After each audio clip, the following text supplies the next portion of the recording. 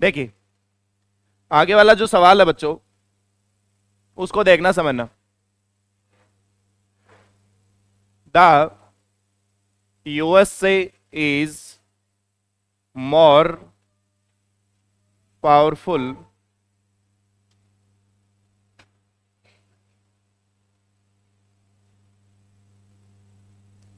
The USA is the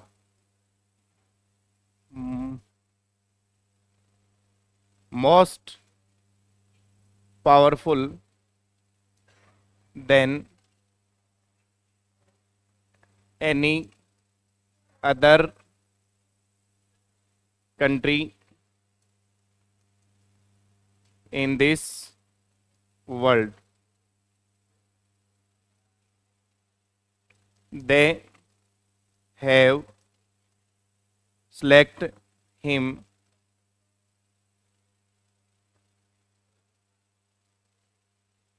as the most honest person.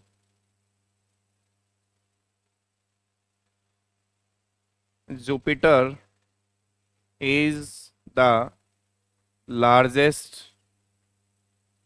planet.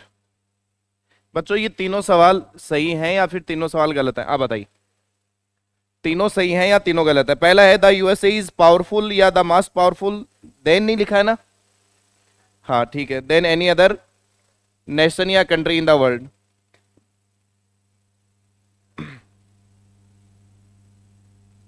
बताओ गलत है ना पहला?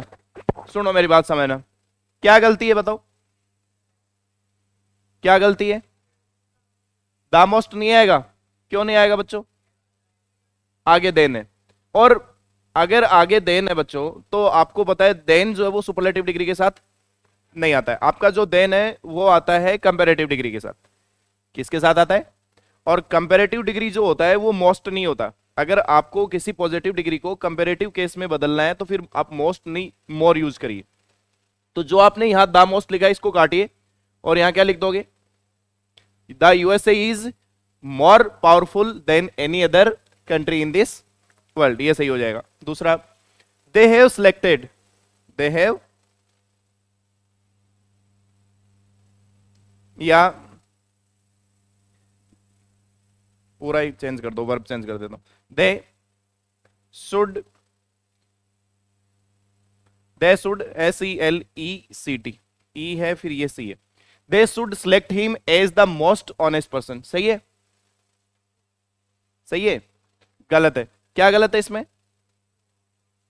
मोस्ट नहीं आएगा, क्या आएगा बच्चों? क्या ये कंपैरिजन है? पहले तो ये बताइए, जैसे ऊपर वाला कंपैरिजन था वैसे ये कंपैरिजन है क्या? ये कंपैरिजन ही नहीं है। अगर ये बच्चों कंपैरिजन है ही नहीं तो फिर ना तो इसमें कंपैरेटिव डिग्री का यूज होना चाहिए और ना ही इसमें सुपरलेटिव। आप इसको हटा दीजिए, they should select him as as honest की वजह से आर्टिकल लगा दीजिए, एज एन ऑनेस्ट पर्सन, ये हो जाएगा। तीसरा, Jupiter is the largest planet, सही है या गलत है?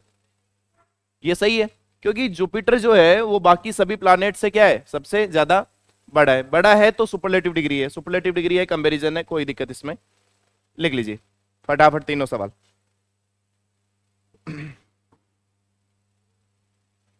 लार्जेस्ट यूज करोगे या बिगेस्ट यूज करोगे? बिगेस्ट यूज होता होगा यार, बड़ा।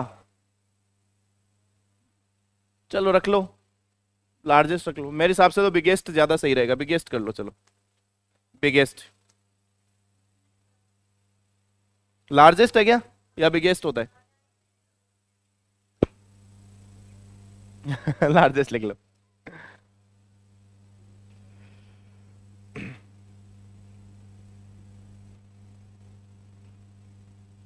हो गया, बढ़े आगे।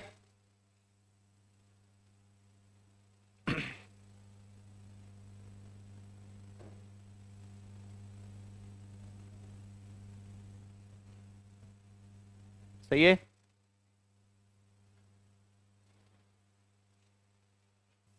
They tried hard but if they would have tried hard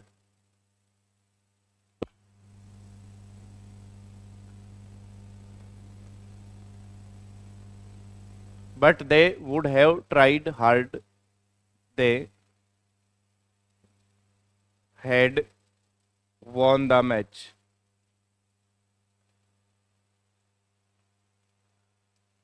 People in villages are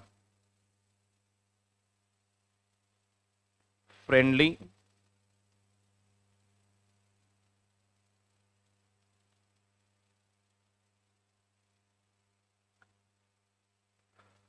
but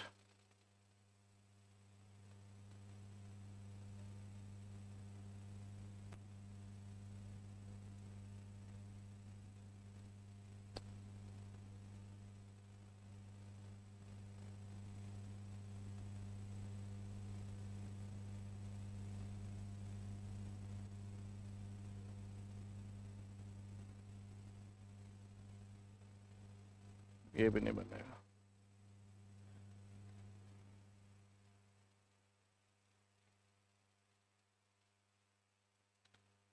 ये तो गलत हो जाएगा, चलो लिख लो।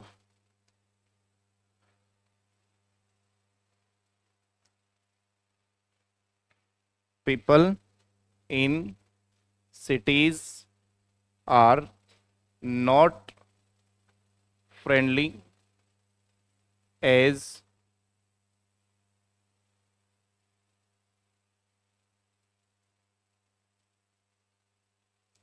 but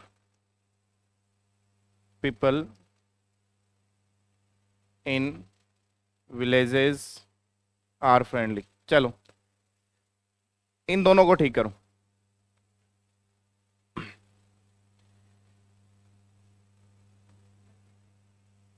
बोलो पहले वाले में और दूसरे वाले में।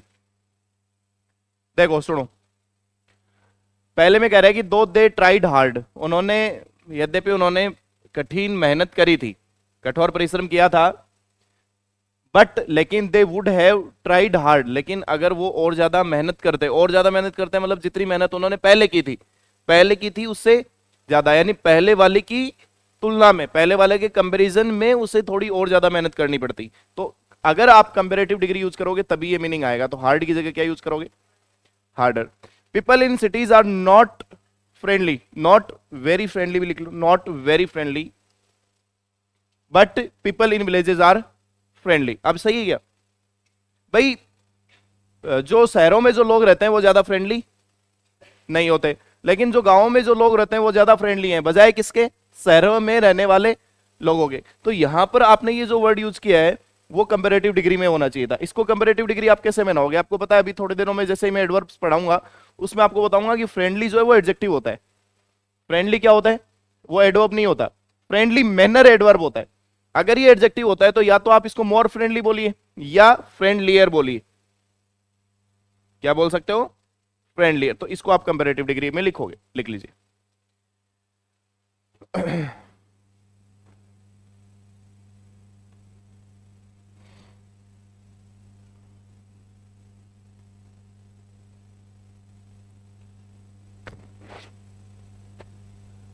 हाँ, दो they tried hard but, condition लगाई नहीं ना, तभी तो ये हटा दिया था मैंने।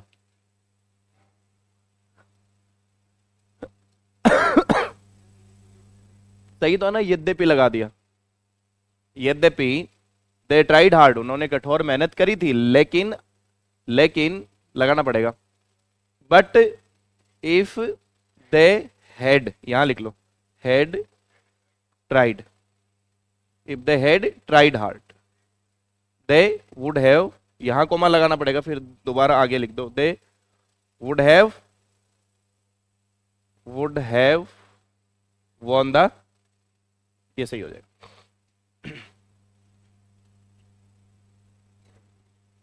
हो गया? चलो, गर्मी लग रही है यार। नहीं होऊंगा अब।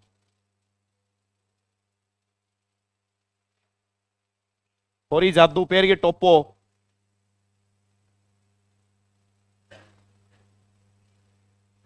खुद की सुरक्षा खुद के हाथों में, कई बार खुद की सुरक्षा दूसरों के हाथों में भी होती है। बच के रहे तो मैं रोंदे के लिए कट मोच दूंगा।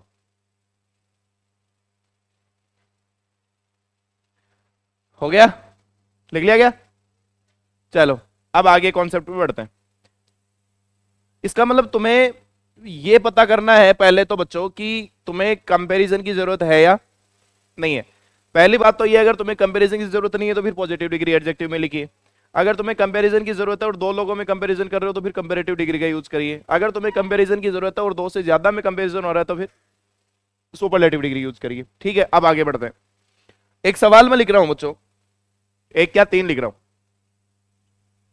कमल इज मोर इंटेलिजेंट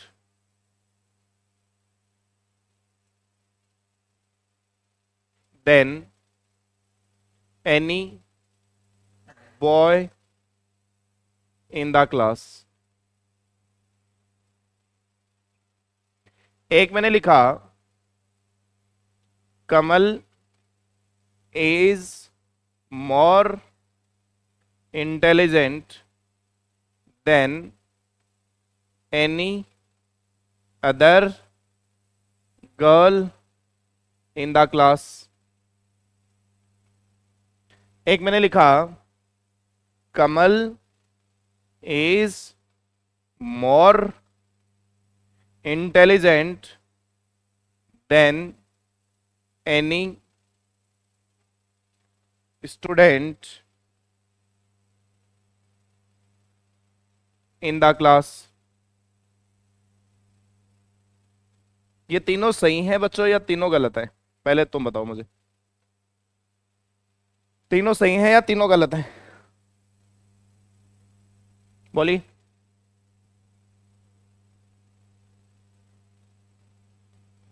लगाइए अपनी खोपड़ियां, इस्तेमाल करिए दो कानों के बीच में जो है जिसमें तुमने टोपा पहन रखा है।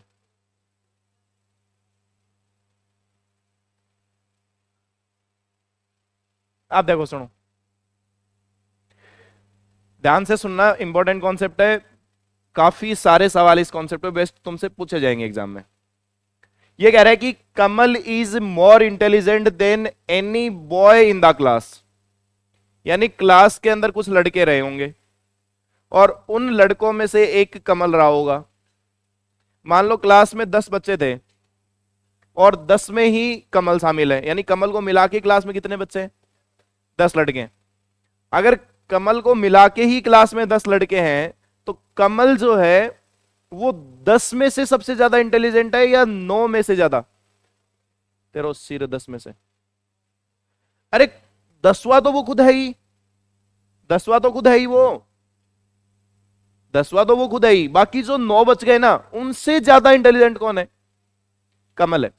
तो जब कभी भी आप सेम कैटेगरीज के बारे में बात करते हो ना बच्चों, जब कंपैरिजन किस में होता है? सेम कैटेगरीज में। जब कंपैरिजन सेम कैटेगरीज में होता है तो जिस पर्सन का आप कंपैरिजन करते हो उसे उस ग्रुप से एक्सक्लूड किया जाता है, और एक्सक्लूड करने के लिए अदर का यूज होना चाहिए। किसका यूज होता है? अदर का। जब ग्रुप सेम कैटेगरी का ना हो, मतलब कैटेगरी जब सेम ना हो, तो उसे एक्सक्लूड करने की कोई जरूरत नहीं है, और एक्सक्लूड करने की कोई जरूरत नहीं है तो उसमें अदर की आवश्यकता भी नहीं होती। अब इसमें मुझे क्या करना पड़ेगा? मुझे एक्सक्लूड करना पड़ेगा। क्यों? क्योंकि कमल भी उन्हीं 10 लड़कों में शामिल है। अपनी ही कैटेगरी से कमल का क्या हो रहा है? कंपैरिजन। और अगर वो एक्सक्लूड हो रहा है बच्चों तो आपको लिखना चाहिए Kamal is more intelligent than any other boy in the class. मुझे ये लिखना चाहिए, क्लास के किसी भी बाकी दूसरे लड़के से ज्यादा इंटेलिजेंट कौन है? हमारा कमल है। दूसरा, Kamal is more intelligent than any other girl in the class. तो कमल की और ये जो यहां पर गर्ल लिखा हुआ है बच्चों, इसकी कैटेगरी क्या सेम है? क्या कैटेगरी सेम नहीं है। इधर बात हो रही है कमल जो एक लड़का है, और इधर बात हो रही है गर्ल जो क्या है, एक लड़की है। यानी ये कैटेगरी सेम है ही नहीं। अगर बच्चों ये कैटेगरी सेम है ही नहीं है तो ऑलरेडी ही एक्सक्लूडेड है, इसको और ज्यादा एक्सक्लूड करने की कोई जरूरत नहीं है। अगर नहीं है तो फिर आप यहां अदर का यूज नहीं करोगे। आप इसको लिखिए Kamal is more intelligent than any girl in the class. की क्लास में जितनी भी लड़कियां हैं उन सब लड़कियों से ज्यादा इंटेलिजेंट कौन है भाई? हमारा कमल है। तीसरा, Kamal is more intelligent than any student in the class. कि कमल जो है वो सबसे ज्यादा इंटेलिजेंट है जो बाकी की क्लास में स्टूडेंट है। इसका मतलब कमल खुद क्या स्टूडेंट नहीं है क्या? कमल खुद भी तो स्टूडेंट है। यानी कैटेगरी क्या है दोनों की? अगर दोनों की सेम कैटेगरी है बच्चों तो फिर तुम्हें यहां क्या लगाना पड़ेगा? अदर का यूज करना पड़ेगा। आपको यह बात समझ में आ गई? अगर यह बात समझ में आ गई तो पहले ये कॉन्सेप्ट लिख लीजिए, फिर वो सवाल लिख लीजिए।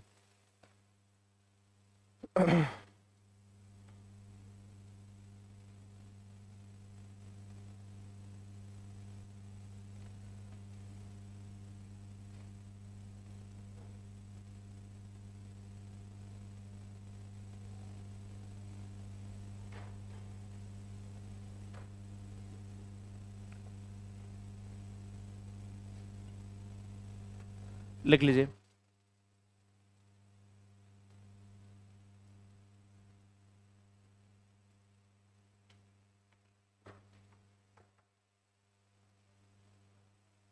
क्या आएगा? नहीं, मैंने यही सेम ही बात लिखी है। अगर एक्सक्लूड करना है तो अदर, और एक्सक्लूड अगर नहीं करना है तो फिर अदर।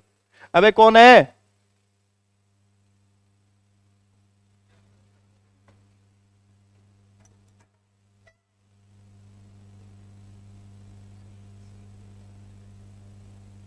एक बार देखा है क्लास में। ले लो ओटी ले लो। नहीं, बच्चों को नहीं देनी अभी, वापस रख लो, अपने पास रख लो इसको। एक बार बच्चों के पास नहीं जानी चाहिए ना। एक बार रख लो इसको, एक बार रख लो, है ना, बाद में देख लेंगे।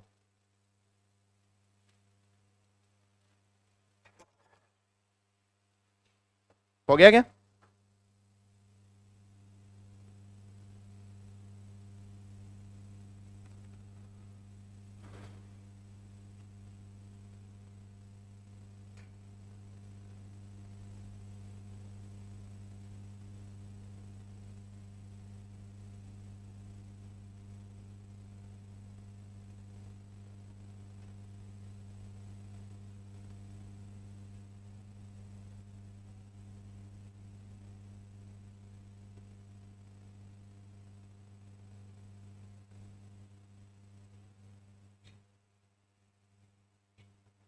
लिख लो।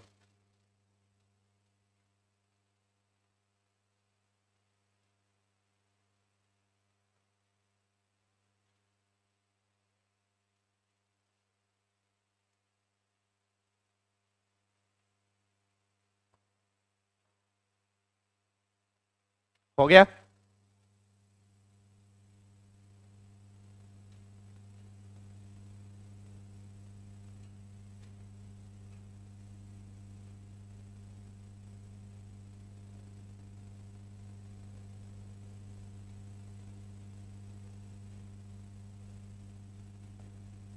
तोड़े गए बैठी है।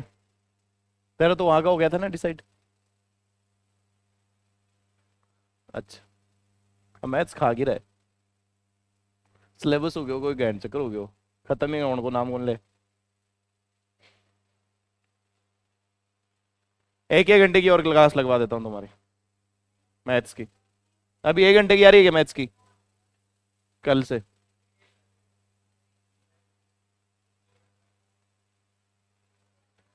चलिए देखो,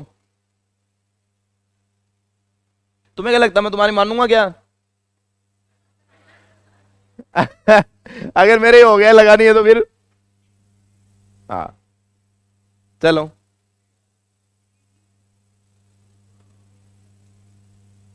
अगर तुम्हारे हिसाब से चले ना काम तो साला ना तो तुम पढ़ो और ना पढ़ाने दो।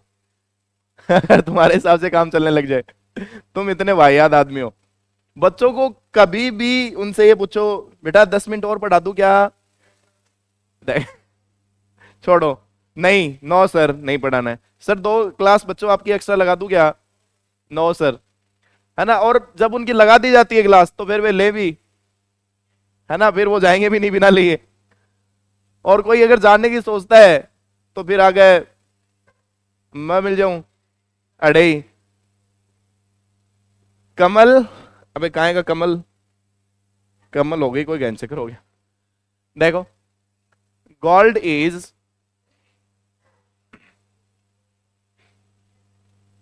costlier than any metal in this world. Diamond is costlier than any other metal in this world.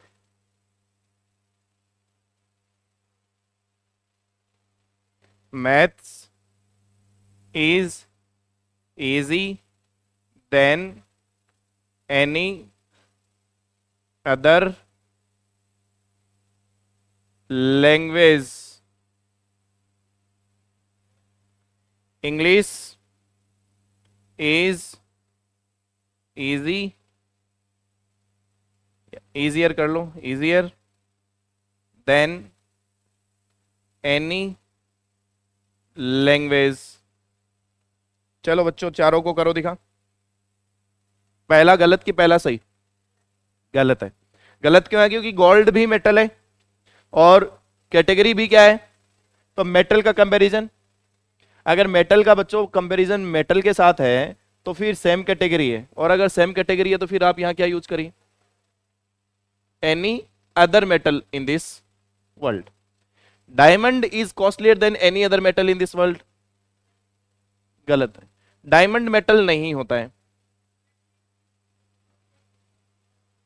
कौन सी स्कूल में थी? कितने परसेंटेज? कैसे आ गए? डायमंड मेटल नहीं होता है, ठीक है ना। कार्बन का अपर रूप होता है,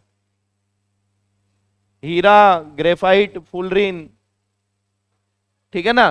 तो ये जो होता है ये मेटल नहीं होता है, यानी ये कैटेगरी अलग है। अगर ये अलग कैटेगरी है तो फिर अदर नहीं आएगा। Maths is easier than any other language, क्योंकि मैथ्स तो लैंग्वेज है ही नहीं ना, तो कैटेगरी वैसे ही अलग अलग है। अगर वैसे ही अलग अलग कैटेगरी है बच्चों तो फिर यहां तुम्हें अदर लगाने की जरूरत है।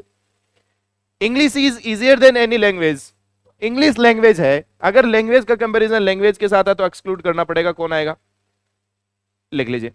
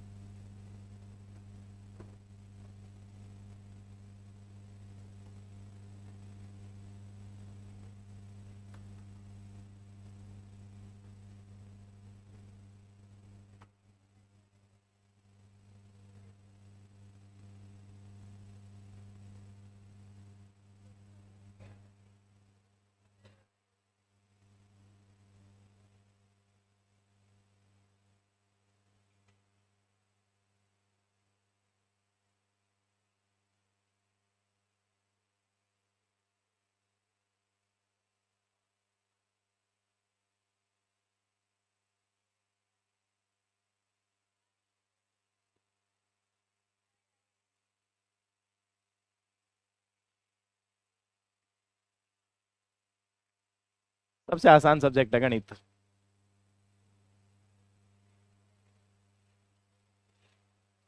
गणित सबसे इजी है।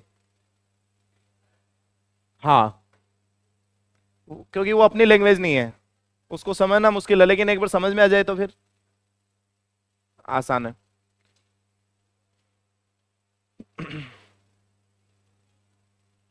बढ़े आगे क्या? आगे बढ़ जाए। अगर ये बात समझ में आ गई तो इन 2 एग्जांपल्स को करिए। You are richer than your other friends, you are richer than my other friends. दोनों सही या दोनों गलत?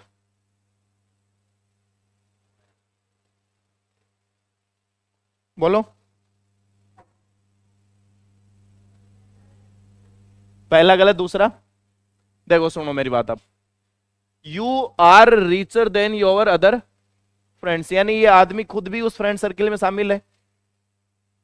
ये आदमी खुद भी उस फ्रेंड सर्किल में शामिल है ना, लेकिन ये बाकियों से ज्यादा क्या है, अमीर है। तो ये एक्सक्लूड होगा। अगर एक्सक्लूड होगा, वो सॉरी, अरे उल्टा बोल गया।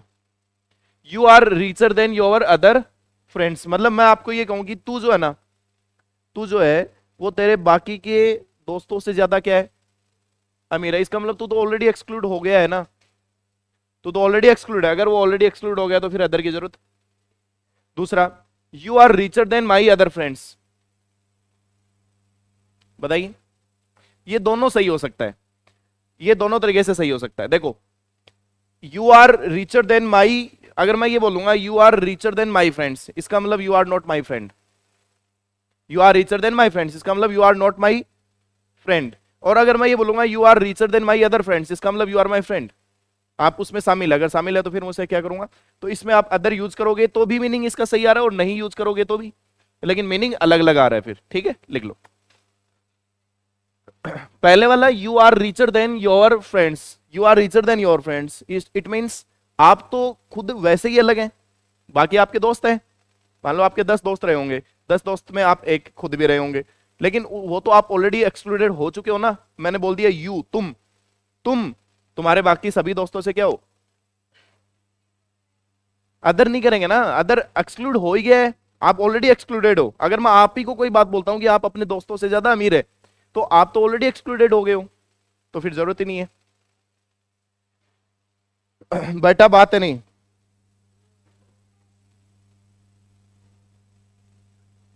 बात है नहीं।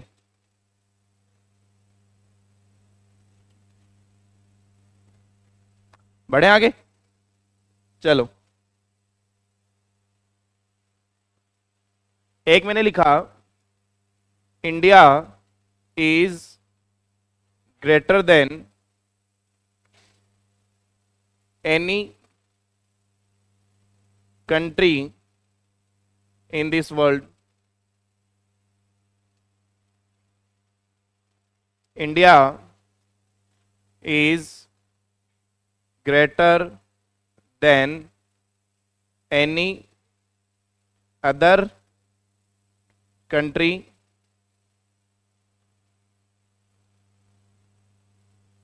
In Europe. चलो बताओ, बताइए। India is greater than any country in this world, India is greater than any other country in the Europe. दोनों गलत है।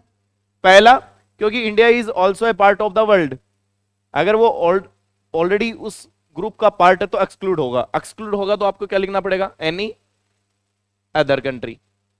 लेकिन India is not part of Europe, Europe का पार्ट नहीं है, तो फिर आपको एक्सक्लूड करने की भी कोई जरूरत नहीं है, लिख लीजिए।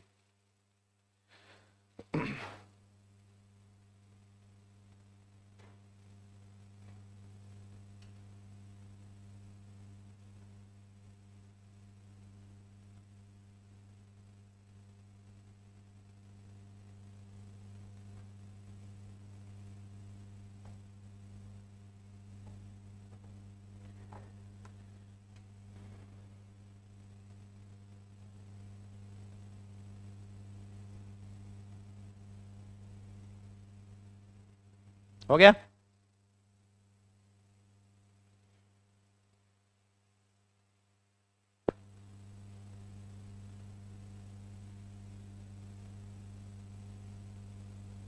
डन? बढ़े आगे, चलिए next.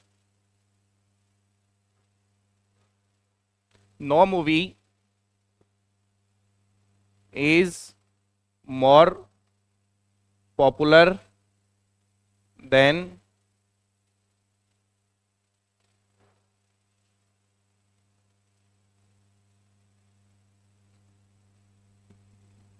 Baahubali. Saral is older than anybody in his family।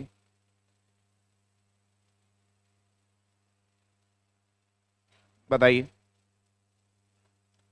Both are right या बोथ आर रॉन्ग, या first is right second is wrong, या second is right first is wrong? बताइए। पहला, पहला गलत है बेटा। सही कह रहे हो। सुनो, no movie is more popular than Baahubali. Baahubali से ज्यादा कोई भी मूवी पॉपुलर नहीं है, इसका मतलब Baahubali is also a movie. अगर ये ऑल्सो मूवी है भाई साहब, बाहुबली खुद भी क्या है और इसका कंपैरिजन भी क्या है, तो ये तो सेम कैटेगरी है ना। अगर सेम कैटेगरी है, इसका मतलब आपको इस मूवी को बाकी मूवीज से क्या करना पड़ेगा, एक्सक्लूड। एक्सक्लूड करना पड़ेगा, तो क्या लिखोगे? No other movie is more powerful than Baahubali. आगे, Saral is older than anybody in his family. देखो, अभी तक जितने भी तुमने पीछे वाले सवाल किए हैं बच्चों, इन सभी सवालों में तुमने जिसको एक्सक्लूड किया है वो नाउन रहा है। जिसको एक्सक्लूड किया है वो क्या रहा है? लेकिन यहां पर जिसे तुमने एक्सक्लूड करना है वो नाउन नहीं, वो प्रोनाउन है। वो कौन है? और प्रोनाउन को एक्सक्लूड करने के लिए अदर का यूज नहीं होता। प्रोनाउन को अगर आपको एक्सक्लूड करना है तो फिर एल्स का यूज होता है। तो एनीबडी को अगर आपने एक्सक्लूड करना है तो क्या लिखना पड़ेगा? एल्स। क्या लिखोगे? Saral is older than anybody else in his family, because Saral is a part of family. और अगर वो सेमी कैटेगरी है तो फिर सरल को बाकियों से एक्सक्लूड करना है, और एक्सक्लूड करना है तो एनीबडी के लिए एल्स यूज करोगे आप। प्रोनाउन के लिए एल्स होता है और नाउन के लिए अदर होता है। लिख लीजिए, इसलिए एल्स बना था।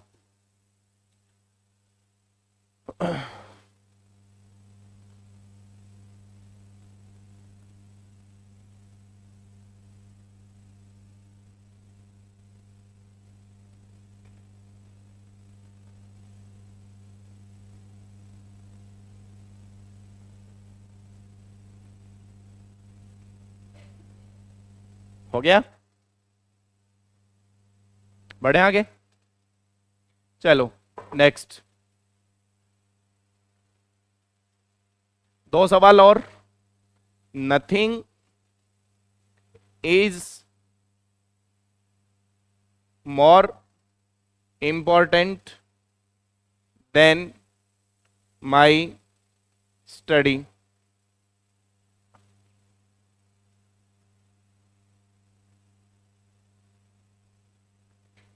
पहले तो इसी का आंसर बताओ। एक पर्सन के लिए और लिखते हैं, कुछ मिलता है तो। ये लिख लो, they trust me more than anybody. चलो दोनों को आंसर बता दो। Nothing is more important than my study.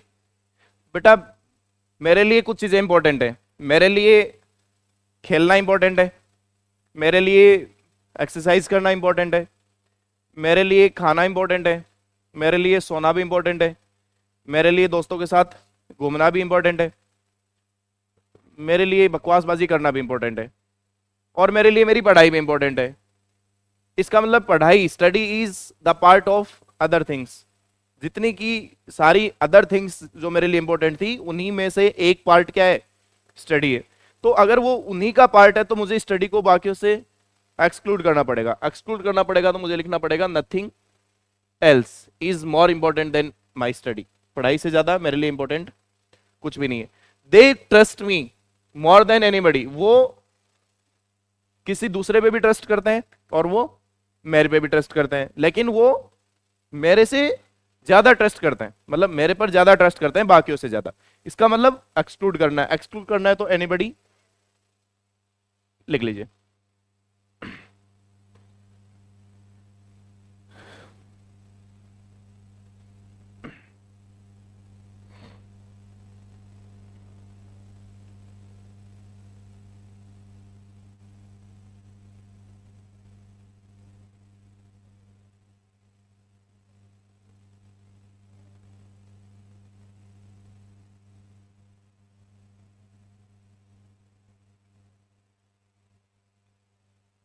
हो गया?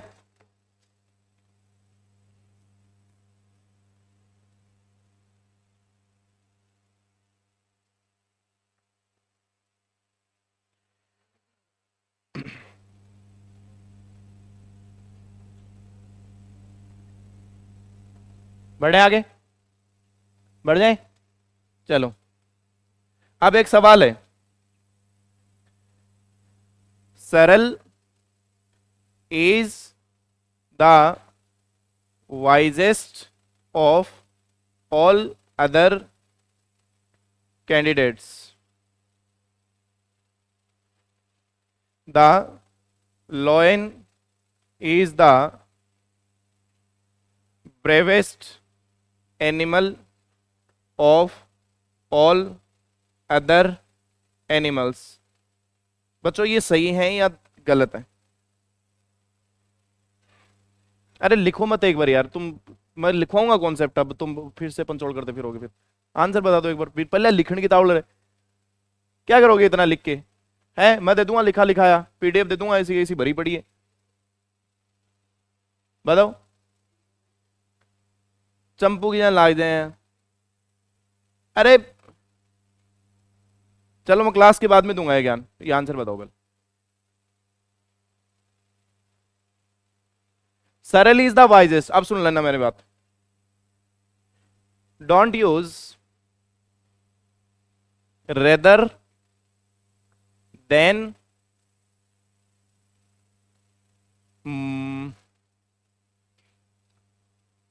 Else other with superlative degree. Superlative degree के साथ आप इनका यूज नहीं करोगे, इनका यूज आप सिर्फ कंपैरिजन में कर सकते हो, कंपैरेटिव डिग्री में कर सकते हो, सुपरलेटिव में आप इनका यूज। तो यहां पर आपने जो यूज किया है the wisest of all other, आप डायरेक्ट लिखिए सरल is the wisest of all candidates, कि जितने भी कैंडिडेट है उनमें सबसे ज्यादा बुद्धिमान कौन है। तो ये सब चीजें सिर्फ सुपरलेटिव, अगर इसी बात को आप ऐसे लिखते ना, सरल इज मोर या सरल is visor then any other candidate, तो ये सही था। कंपैरेटिव डिग्री में आप इसे यूज कर सकते थे, लेकिन ऊपर आपने क्या लिखा है? सुपरलेटिव। सुपरलेटिव की डिग्री के साथ आप इनका यूज नहीं कर पाओगे। तो the lion is the bravest animal of all animals, आप ये बोलिए। समझ गए ना मेरी बात को? लिख लीजिए ये कॉन्सेप्ट, पहले लिख ला जाए, क्यों कट जाऊंगा इतना लिख के।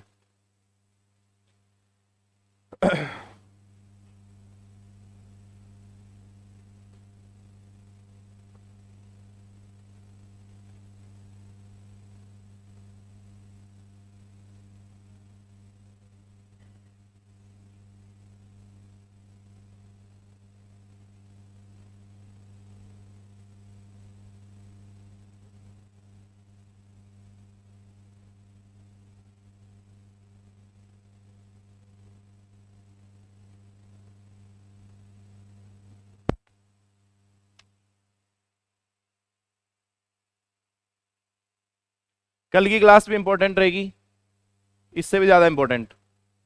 एक ही कॉन्सेप्ट क्लियर होगा कल की क्लास में भी, जैसे आज हुआ है वैसे ही कल भी एक ही कॉन्सेप्ट होगा, और इनसे डायरेक्ट सवाल पूछे जाते हैं।